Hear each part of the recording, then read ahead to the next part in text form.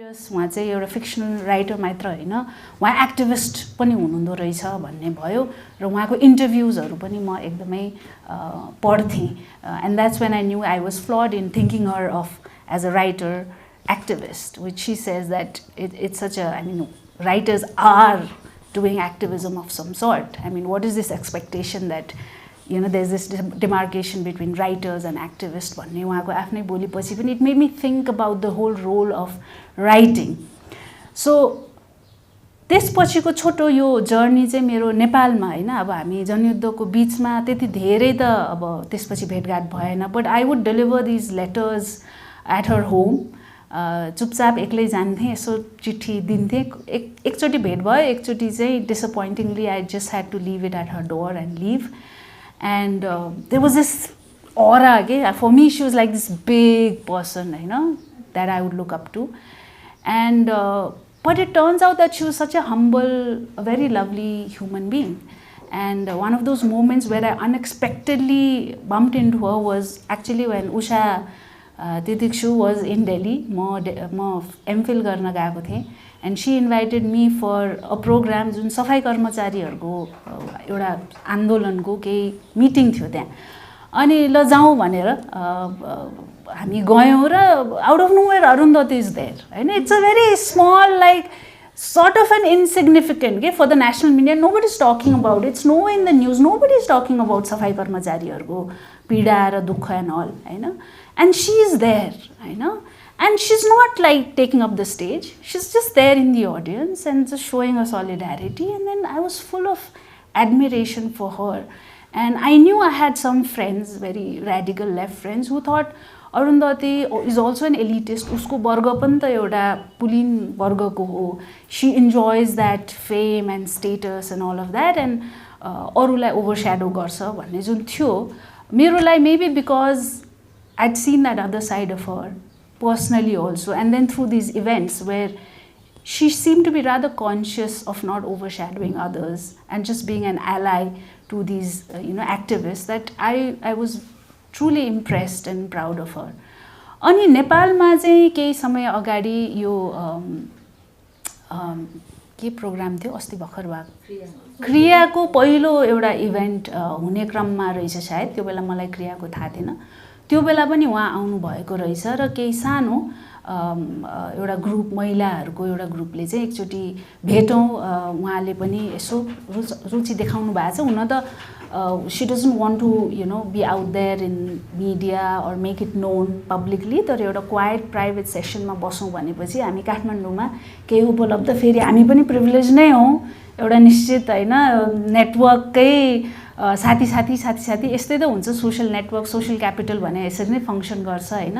त्यो भित्रै रहेर पनि हामी उहाँसँग बस्न पायौँ र उहाँले एकदमै विशेष गरी महिलावादी सोच, चिन्तन, आन्दोलन र हामी के गरिरहेको छौँ, what are we going through, अनि what are the common worldwide हामी महिला हुनुको नाताले and the times that we're living in, it's such a difficult time that we're living in, how are we grasping with it भन्ने कुरामा एकदम conscious हुनुहुन्थ्यो र एकदम हेल्पफुल टोन खालको थियो होइन.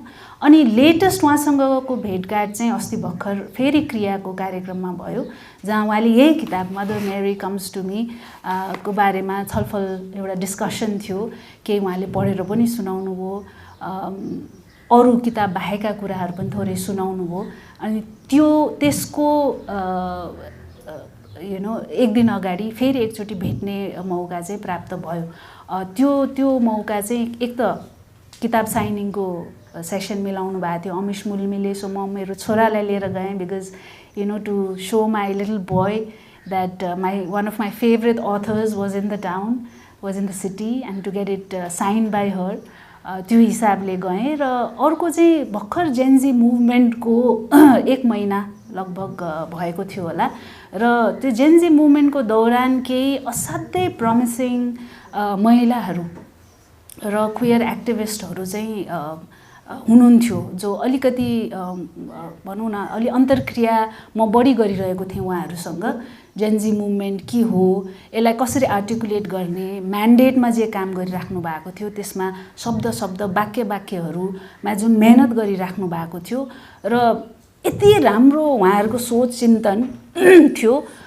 तर मिडियाले जसरी पोर्ट्रे गरिरहेको थियो र जसलाई स्थान दिइरहेको थियो त्यसमा चाहिँ उहाँहरू एकदम ओझेलमा पर्नु भएको र मिटिङको यस्तो टेबलहरूमा पनि उहाँहरूलाई एकदम भेलिफाई पनि गरिएको हैन एकदमै न्यूनीकरण उहाँहरूको उपस्थितिलाई पनि गरिएको भन्ने कुराहरू चाहिँ अलिकति त्यो सेयरिङ हुने क्रममा उहाँहरू पनि अरुन्धती रोयको चाहिँ ठुलो फ्यान हुनुहुँदो रहेछ, धेरै प्रेरणाको स्रोत हुनुहुँदो रहेछ र उहाँहरूको इच्छा थियो कि अरुन्धतीसँग चाहिँ एउटा छलफल गर्न पाऊँ भनेर, अनि त्यसको लागि थोरै फेसिलिटेट गर्ने एउटा मौका प्राप्त भएर भेरी म त डराइरहेको थिएँ होइन, किन मेरो लागि अझ पनि उहाँ एउटा ठुलो फिगरको रूपमा, तर यो जेन्जीको यस्तो एक्टिभिस्टहरू हो र उहाँहरूले यस्तो यस्तो काम र सङ्घर्ष गरिराख्नु भएको छ भनेपछि चाहिँ उहाँले सजिलै भेट्ने समय मिलाएर यति भावुक इमोसनल खालको सेसन भयो कि at the end of it almost all of us were in tears, किनकि त्यो एक त जेन्जीको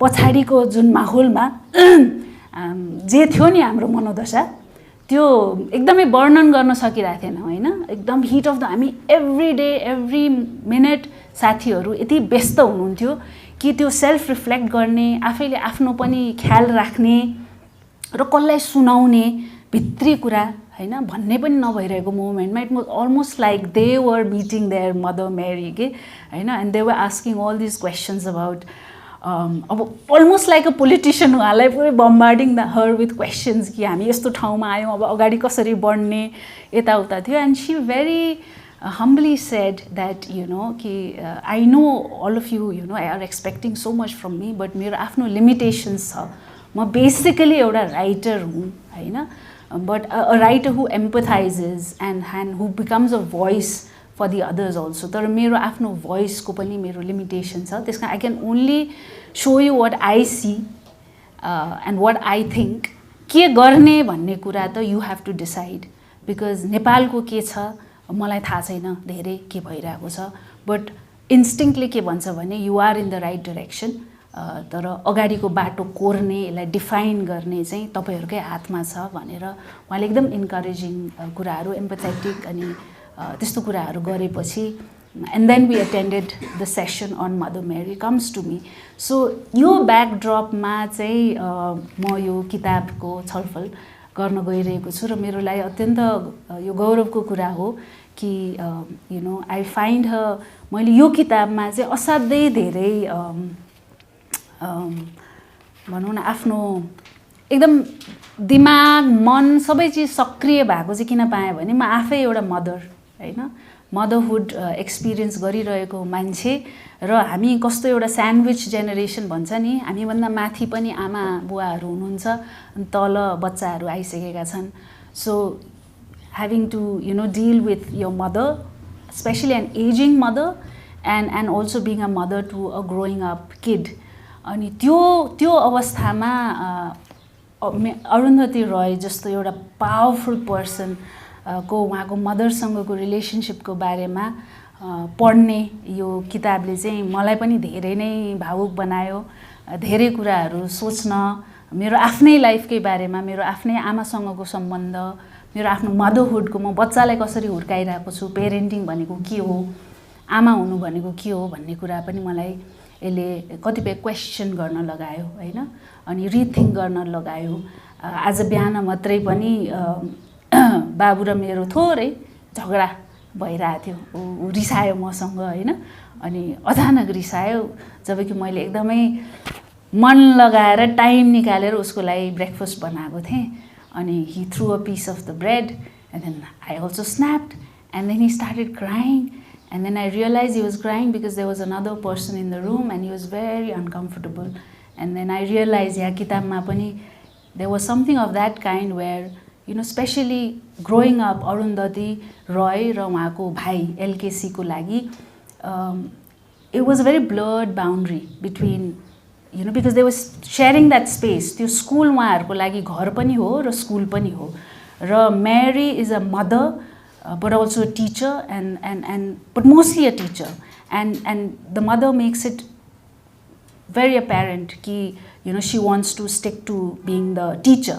more than being the mother, and so they refer to her as Mrs. Roy, and how how Arundhati is craving for this private space, like आमा छोरीको बीचको एउटा हुन्छ नि छुट्टै त्यो चाहिँ नपाएको के चाइल्डहुडमा अनि आई अन्डरस्टुड हाउ त्यो प्राइभेसी भन्ने चिज कति चाहिन्छ that private moment with your parent when you don't want to share the stuff going on between you and your parents with other people and then I just asked that fellow to just move out of the room and that it's an आमा छोराको कुरा हो यो भनेर हैन so things like that how books are also so transformative it does impact how you live your life and I think that is what is beautiful about Arundhati Roy's writing that she just gives it all हैन उहाँसँग भएको सबै कुरा दिनुहुन्छ but she's very empathetic about it and I think somewhere she's talked about how there are two kinds of writers, some selfish writers and empathetic,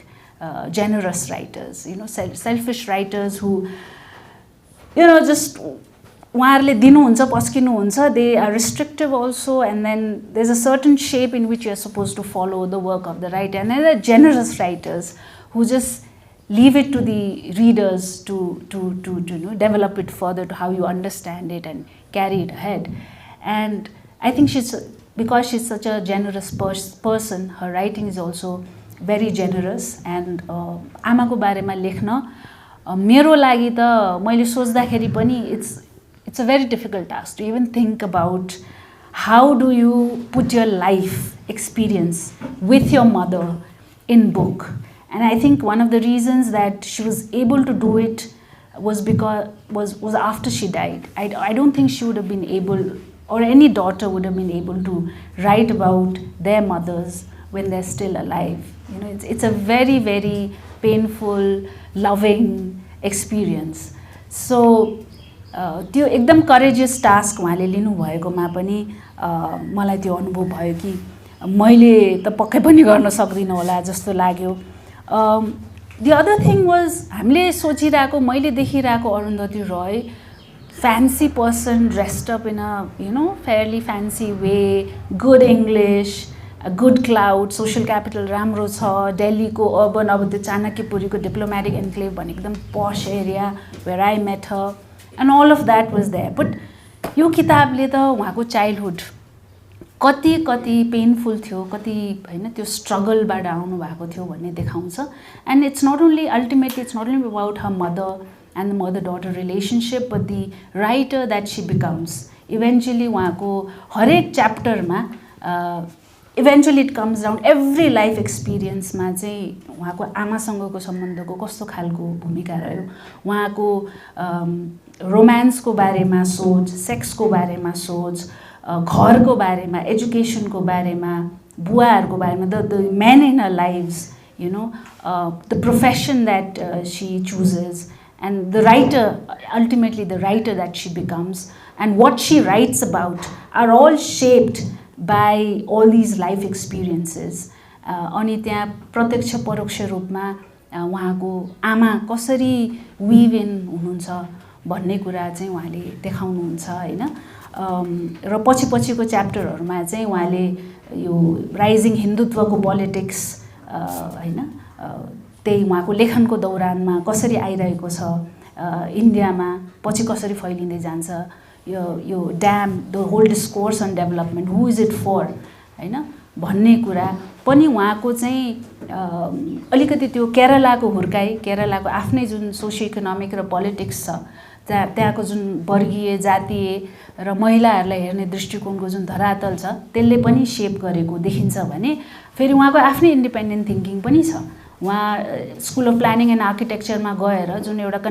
जस्तै मेरो आमाले पनि हाउसिङमा मास्टर्स गर्नुभएको थियो हैन जेन्डर एन्ड हाउसिङमा इट सिम्स अरुन्धती आमाको एउटा ओरिएन्टेसन रहेछ नि त हैन त्यो थिसिसको चयनमा उहाँको पनि थिसिसको चयन एकदम रोचक रहेछ उहाँले कन्भेन्सनली जुन त्यो ड्राइङ हैन गर्ने मात्र होइन कि अलि theoretical also look into what urban spaces who has right to urban spaces हैन the city and the non city हैन those who are considered city dwellers and those who are considered the non-citizens. So यस्तो बारेमा त्यो 20-21 वर्षको उमेरमा उहाँले चाहिँ हैन आफ्नो पढाइरहेको क्लासमा जुन कन्भेन्सनली पढाइन्थ्यो जुन उहाँलाई एकदम बोरिङ एन्ड ऊ लाग्थ्यो होइन रबिस लाग्थ्यो त्यसको बावजुद उहाँले जुन आफ्नो एउटा खालको निश डेभलप गर्दै जानुभयो नि त्यसमा चाहिँ उहाँको आफ्नै पनि अलि त्यो क्रिटिकल थट र अलि प्रो पिपल खालको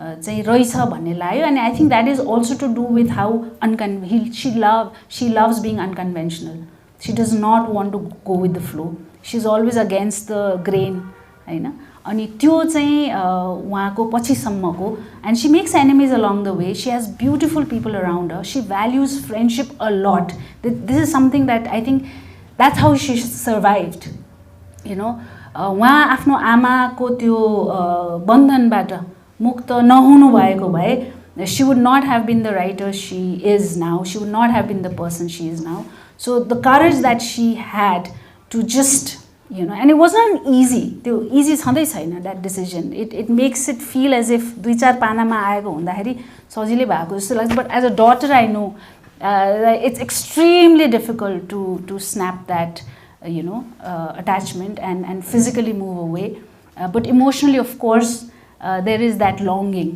always that you find in her writing in this book where she does have that longing कि मेरो आमा हैन अथवा parenthood बाउ आमा त्यो एकातिर एकदम कन्ट्रडिक्टरी छ कि एकातिर बाउआमा नभएको एउटा गुनासो जस्तो पनि छ होइन अर्कोतिर she really does not like visiting her friends homes because she does not want to meet those typical mummy daddy types होइन she hates making those visits so she is living in a very paradoxical complicated world and that is what life is about and she is put it bare उहाँको भित्रको कन्ट्रडिक्सनहरू सबै निकाल्नु भएको छ her love and hate for her mother and I know as a daughter that all of us have that with our mothers, and it's lovely, and it's also very painful, and that's why the most beautiful phrase of this book, which everybody talks about, is that she mentions her, she repeatedly talks about her mother being the storm and the shelter. हैन आँधी तुफान पनि हो हाम्रो लाइफको आमाहरू भनेको र हाम्रो लागि एउटा चाहिँ छत पनि हो एउटा घर पनि हो आमा भनेको. And I think through her book what I find is she was more of a storm than the shelter that she perhaps deserved or wanted. But given the conditions, the times that her mother was living in, I can also empathize with her mother in many ways. Of course, in some ways, I mean, the abuse, the violence that existed in her family, even through her mother, and the father, of course, who is absolutely, he's hardly there, but he comes later in the life, and she also looks after the, the father who was drunkard and all. But mother बाट जे जस्तो नहुनु पर्ने चीजहरु उहाँले भोग्नु भो त्यसको बावजुद एउटा आमा, she knows that her mother is not just her mother. And that's something she feels strongly about. यही काठमाडौँमा उहाँ यो बुक साइनिङमा आउनु भएको बेला पनि I remember there was a person before me जो बच्चासँग आएको थियो, and she had written बच्चाको नाममा and please rest your mother भनेर लेख्नु भएको थियो के त्यो बच्चाको लागि पनि. So she holds on to that very firmly, and I love her for that. I mean, who tells that to a young kid? But it's so important to tell your young kid. It's so important. I have to keep telling that to myself, because even I tend to underestimate my mother. I sometimes take her just as this familiar person, but she's much more than just my mother. She's a politician, she's a writer, she's an activist, she's a artist, she loves to sing. I mean, there are so many versions of our mother that sometimes, हामी एकदमै underestimate गर्छौं, overlook गर्छौं, downsize गर्छौं. So त्यो अर्थमा she has been very, I think, objective and generous about उहाँको आमाले गर्नुभएको, especially the that Travancore Christian Succession Act, Inheritance Act. And that was the year I was born. 1986 मा जित्नु भएको रहेछ, and that was the year I was born. And for a single mother, Syrian Christian community जस्तो केरलामै भए पनि, it's supposed to be very conservative, community, take a lot of pride in who they are. And त्यहाँको एउटा महिला ले चाहिँ त्यसरी inheritance act equal महिलाहरूको इक्वल राइट टु पेरेन्टल प्रपर्टीमा चाहिँ सर्वोच्च अदालतमा गएर मुद्दा लड्नु त्यो एउटा ठुलो कार्य थियो हैन उहाँको लागि पुरै भारतको महिलाहरूको लागि त्यो सङ्घर्षलाई पनि उहाँले सुरुमा अलि अन्डर एस्टिमेट गर्नुभएको रहेछ and there is a page in the book where she is told by somebody about how significant it is that your mother is doing it for all of you, for all the young girls and young ladies and women. भन्ने कुरा चाहिँ even Arundhati Roy, she gets that from some other person. So for her to realize that and is I think मेरो लागि पनि education हो, how we deal with motherhood. And म त gender पनि पढाउँछु. I teach motherhood, I teach these theories, yet in our life we still, because हामी पनि त paradoxमा बस्छौं त, we are living in the system that we are critiquing. So while we are critiquing this patriarchal, neoliberal setup, we are also part of it. And sometimes we are clueless about how we also become part of it, in ways that we sometimes like to acknowledge that we are fully critiquing it, but at the same time we can't completely detach ourselves from it because we are part of that system. Ani त्यो गर्ने क्रममा चाहिँ this constant battle for me to understand and sometimes even become complacent by understanding it too much, but also not to be not to give up, not to completely surrender to it. It's a very, very difficult battle. Even as a politician, it's a very, very difficult battle. And I think for Arundhati Roy also, she has that constant battle. It keeps coming. Even later in Pradeep Kishan's house when she's living, what her mother has fought for, what she's seen throughout her life, especially in terms of gender equality and how women are behaved, are treated. Pradeep Kishanko घरमा पनि जब when his parents die and त्यो succession मा पनि will मा they leave most of it to Pradeep Kishan, the son, and the sisters are left as कुनै property को rent लाई share गर्ने यस्तो के भनेर मात्र थोरै minimal amount दिएको हुन्छ. And how Arundhati is also conflicted about what to do because it's not completely my space, yet I'm also part of it. You're responsible for it, but then you're also helpless. So she does talk about this sense of numbness that comes from helplessness at times, and it happens throughout her life, especially in the early years, especially Sikh riot ko bela, Indira Gandhi ko regime ko bela, यो हिन्दुत्वको rise को बेला जब यो सुरुमा Lord Krishna आडवाणीले जब रथ यात्रा गर्छन् हैन यो बाबरी मस्जिद डेमोलिसन को लागि त्यो बेलाको हेल्पलेसनेस पनि उहाँले वर्णन गर्नुहुन्छ. आफ्नो लाइफमा उहाँले निर्णय गर्ने नगर्ने भन्ने कुराहरुको हेल्पलेसनेस नम्बनेस को कुरा गर्नुहुन्छ. But she also says that म कुनै दिन चाहिँ I will turn it upside down, I will come back when I fully become a proper human being भन्ने पनि छ के. So she also sees that moment because she's a vulnerable human being like all of us, where we are not courageous all the time. हामीसँग जहिले पनि एकदम साहसी भएर उभिने जहिले पनि त्यो मौका अवसर समय हुँदैन रहेछ.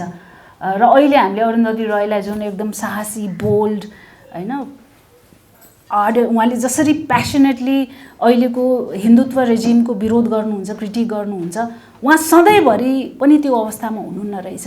And that is fine. हामी पनि कुनै बेला त्यो हुन्छ नि शक्ति सञ्चय गर्ने, आफ्नो एनर्जी सञ्चय गर्ने त्यो अवस्थामा हामी हुँदो रहेछौँ. And then she also says that I will come back as a full grown proper human being, and that's what she does in life, and then she just त्यहाँबाट उहाँको उडान सायद उहाँ लेखेको लेखे आजको दिनसम्म पनि उहाँ जसरी निरन्तर लागिराख्नु भएको छ त्यो चाहिँ देखिन्छ. यद्यपि अस्ति भेट्दाखेरि पनि उहाँले स्पिचमा पनि के भन्नुभएको थियो भने इट्स नट एज इफ उहाँलाई डर लाग्छ, उहाँलाई एक्लो फिलिङ पनि हुन्छ किन यति धेरै कन्स्टेन्ट अट्याकहरू उहाँमाथि आउँछ. So she was also saying I need my gang.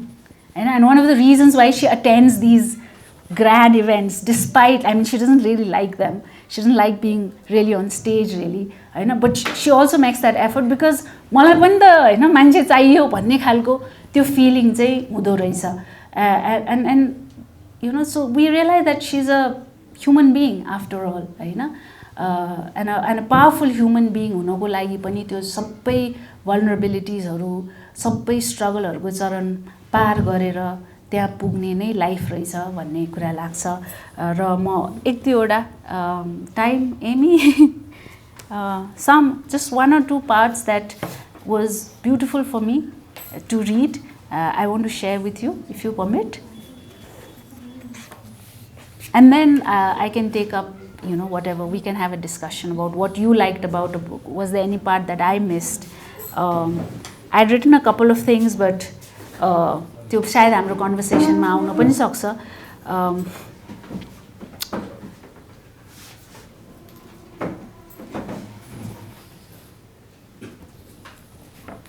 This is about, again, Arundhati, her brother and mother, and how they are perceiving or how they are dealing with the mother's death. अगाडि नै आउँछ हैन. When we were children, he, as in YKC, her brother, he and I never spoke about Mrs. Roy to each other. We only referred to her as she. She hated us having anything to do with each other because she suspected we were conspiring against her. She did everything she could to keep us separated. It's only now, after she's gone, after Mrs. Roy is gone, that we meet freely and laugh about things. He didn't pretend to be sad when she died. This is YKC. Not even when she was lying in her coffin. It was different for me. For Arundhati, it was different. I came undone.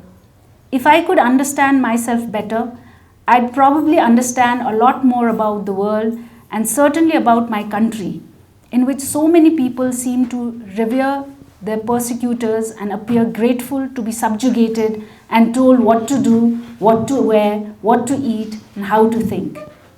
There is something naughty here, something puzzling about the human condition in all of this. But maybe it's best to leave some things ununderstood, mysterious. I'm all for the unclimbed mountain, the unconquered moon. I'm wary of endless theories and explanations. I think I have begun to prefer descriptions. Anyway, all this is to say that while Mrs. Roy lay in her glass-topped coffin, I was in ruins. But my brother was jovial and warmly welcomed all those who had come to pay their respects to her.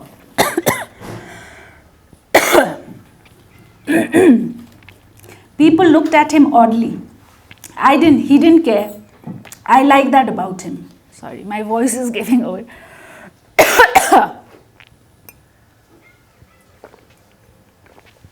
People looked at YKC oddly. He didn't care. I like that about him. He never pretends that what happened to us didn't happen. It was almost as though for her to shine her light on her students and give them all she had, we, that is he and I, that is YKC and Arundhati, they had to observe her darkness. Today, though, I'm grateful for that gift of darkness.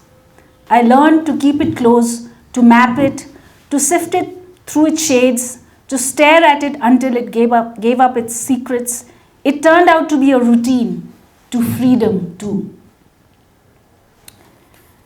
And this part, this is, I think, one of the shortest chapters. It's called I'm All for the Unconquered Moon. There's so much of depth and honesty in, how she has perceived the loss of her mother. And it's so sad, that she has embraced that gift of darkness. What does that even mean? It really makes me think, how can you embrace that? How can you consider darkness to be a gift? And that's the most painful thing that remained, in her life, how she was able to just, turn it into a positivity, to make herself move towards freedom and to embrace the shades of the darkness. I think that's something that I need to learn to do, because we're living in such difficult times, at home, in our neighborhood, our surroundings. Gen Z movement especially has made really, it's almost as if we're going through collective trauma at times, but as politicians, we also have to quickly get on and moving with life as if nothing happened. But the fact of the matter is that something very radical happened in our country, in our neighborhood, in our homes. And there's a lot of darkness, I think, still looming. But we are looking for that silver light. And I think that's what I got from Arundhati Roy's writing, to find that ray of hope and to spread it actually through her writing and through her speeches. And I'm eternally grateful to be a reader and also to have known her personally. So that's it. There are some other parts that I really like, but maybe we'll have a discussion and then I can insert those whenever, the relevant भएको बेलामा I can insert.